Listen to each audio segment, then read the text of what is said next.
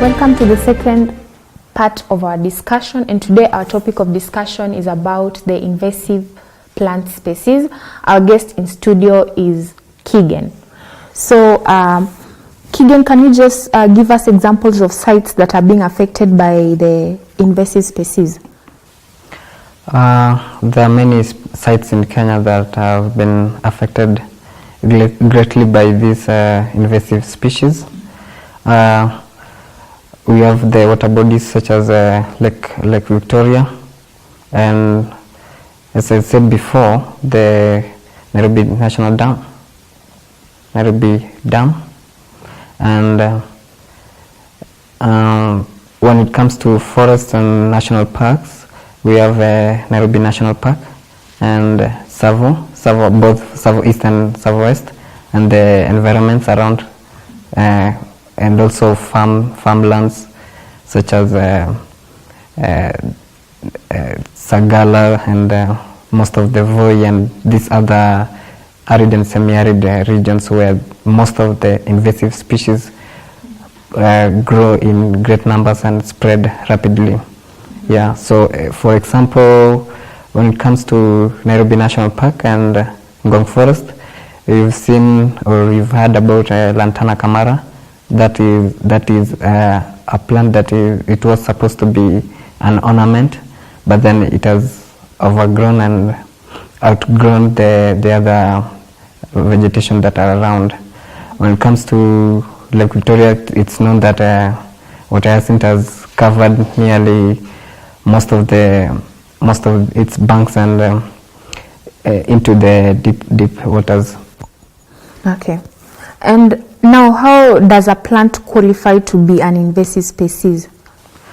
When it grows and its production is rapid as compared to the area or that in situ species, so it tends to grow and outnumber and blooms, and it produces a lot of sproutings that becomes a threat to the area species.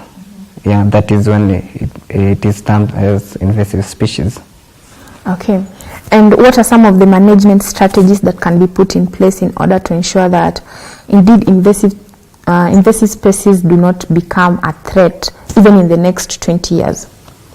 There are some current introductions of biological control and mechanical. The government and the research institutions that are present in Kenya have been undergoing vigorous and a lot of research on the same.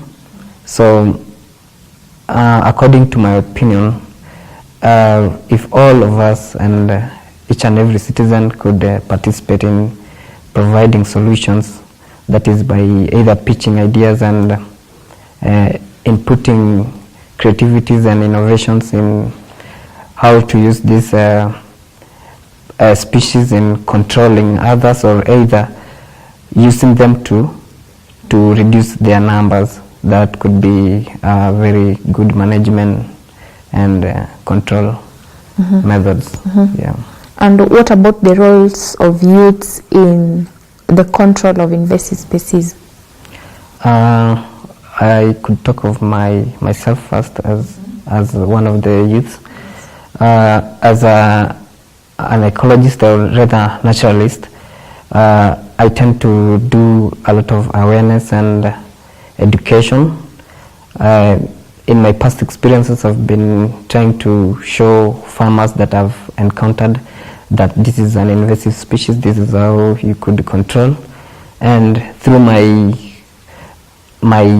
added knowledge and research on the same, I've at least tried my best, and I'm also urging other youths on the same to either participate in controlling and informing others on the same.